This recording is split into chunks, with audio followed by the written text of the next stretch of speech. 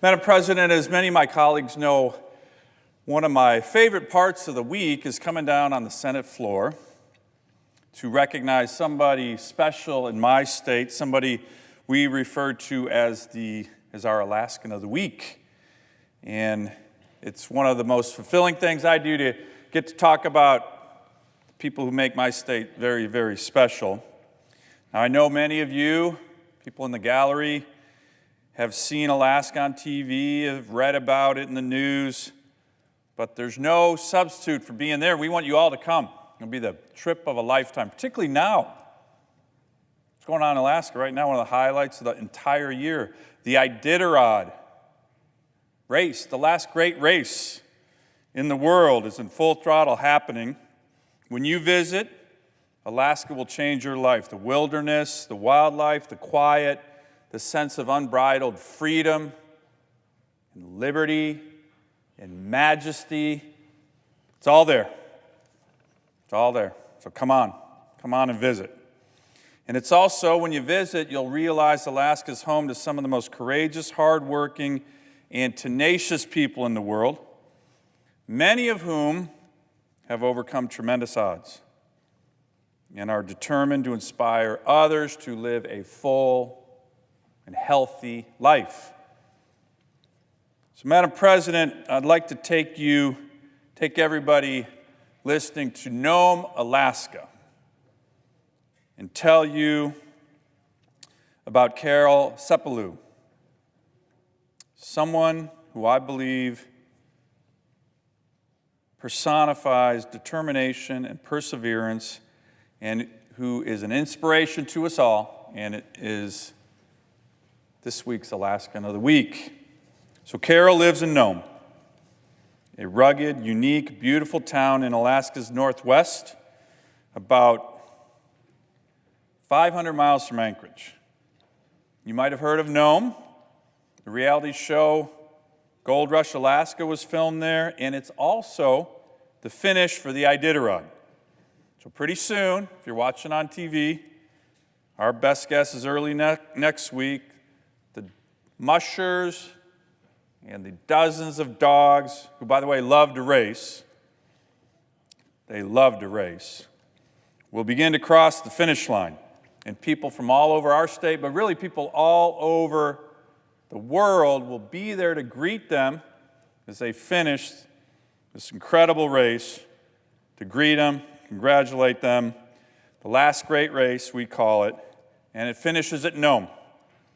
There's no place like Nome, we like to say in Alaska. And if you live in Nome, you might have seen Carol running. Winter, spring, summer, fall. Carol runs through the streets and into the mountains surrounding Nome.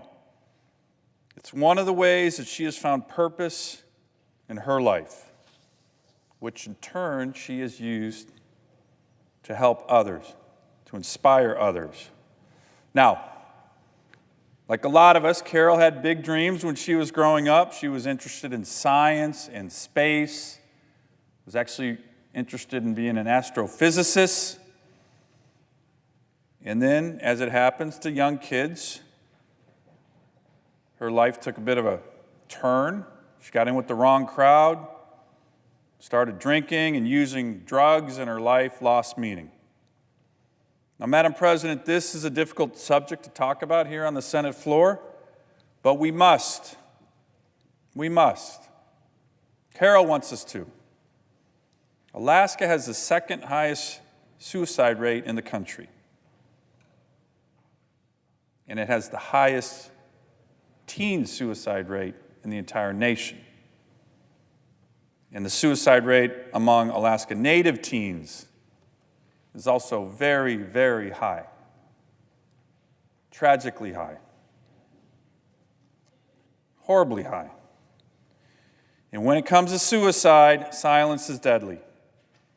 Carol knows all about this. When she was 16, she tried to end her life by shooting herself. And after the gun went off, she remembers thinking, "Dear God, save me. I don't want to die anymore." Then she described during this awful incident how her ancestors came to her, her elders, telling her that she was going to be okay and that she had a reason to live. And she did live. But badly scarred with multiple operations on her face, recovery has not been easy for Carol. But she's made it through. She's toughed it out. And what she did was remarkable, incredible. She began to speak about suicide at schools. She was a member of the state's Suicide Prevention Council. Eventually, she got a job at an elders' home where she is currently the cultural activities president. She organizes Alaska Native dances. She cooks traditional Alaska Native food for her elders. Moose and muskox soup is their favorite. And I think Senator Murkowski is going to let us enjoy a little moose stew over lunch today. So Carol will be pleased about that. But as the years went by, she again experienced depression, which is not uncommon. She didn't feel like getting out of bed. She was unhealthy. But then again, in 2014, more inspiration. Again, incredible. A high school friend who was a runner urged Carol to try it. You're not feeling healthy? You're feeling sad? Go out, try to get a run in. At first, when she did, she could only go a few blocks.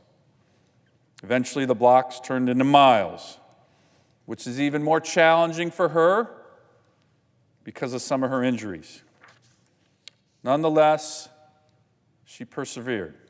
You're seeing a theme in her life. She began to get healthy and to feel good about herself again.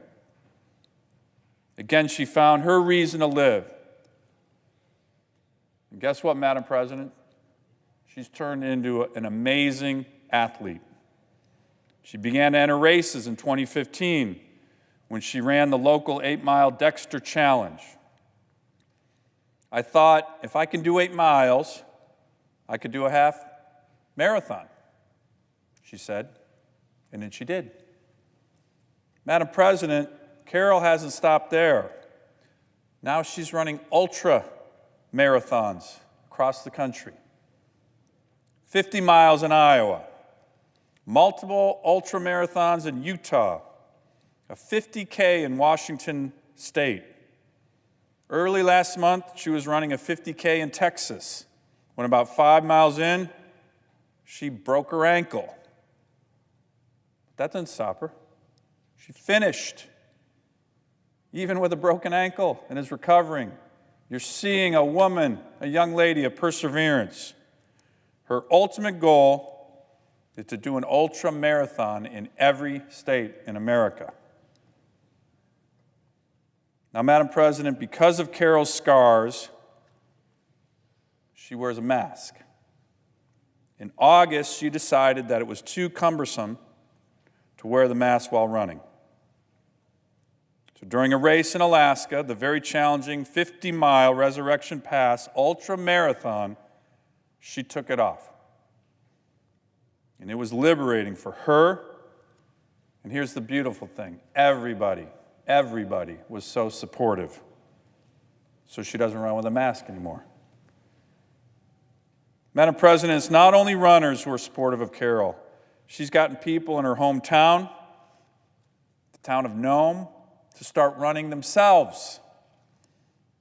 And across the state, people approach her wherever she goes, and they tell her that they've heard about her.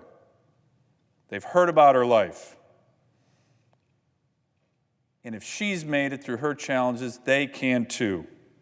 In other words, she is an inspiration. She's become an inspiration throughout Alaska to so many people. She said, quote, I think I'm helping other people overcome difficulties, and they tell me I'm inspiring them to keep going. So that's why I believe I'm here now, to help others. That's Carol's quote. So Carol, for your inspiration to so many in our great state, for all you've done and all you continue to do. We're proud of you, and thank you for being our Alaskan of the week. This week, as the Iditarod finishes up in your hometown, Nome, Alaska. I yield the floor.